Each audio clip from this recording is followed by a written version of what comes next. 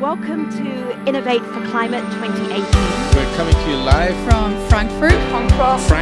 Innovate for Climate in Frankfurt, Germany. I'm here because I see this role that innovators and financiers can make in shaping the world that we want to see. We're here at Innovate for Climate because we want to future-proof the carbon market. To hear what the private sector is thinking. I had to come here to see whether we can find ways of adaptation. We have this huge challenge ahead of us that's going to require innovation at every level of economic activity. And you could feel that here. You could feel people really thinking about the change that's going to be required and the opportunity associated with that. We brought together people from so many different angles of the climate change challenge. We have business, technology, finance, policy leaders. Participants from over 70 countries, representing the private sector, NGOs, multilateral organizations. All coming together to talk about how we can mobilize finance more effectively to get climate action. The transformation into a low-carbon economy requires long-term investments. If we want to move from billions to trillions, we need to bring in the private sector. It's better just to get started and get learning as you're doing. When it comes to green finance, we're talking about real future markets. There is so much money around us, invested every day.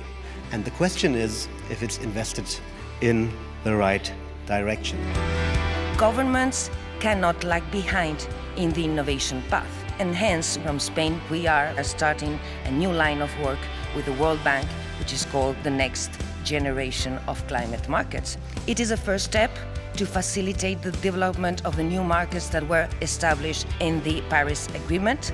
Some NDCs are already almost investment plans, so it's easier to pick up a specific action, a project, a program. The first challenge that we had to face in Colombia is to come up with a specific target for the sectors that give a clear signal to markets where investment should start going. I think everybody here understands the role that carbon pricing can play. We are seeing this momentum, and so a lot of the question is, what does it take to push us over the tipping point?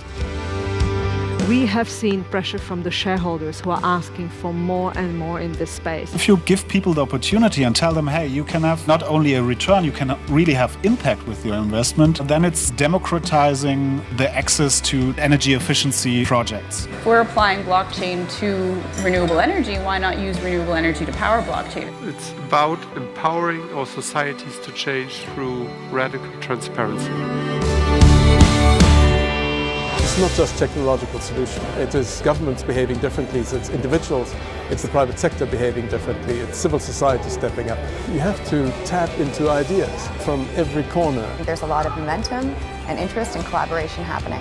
And I'm hoping that the lessons learned from here will be taken back home and shared. We need to make climate action irresistible so that everyone wants to engage and become a climate hero.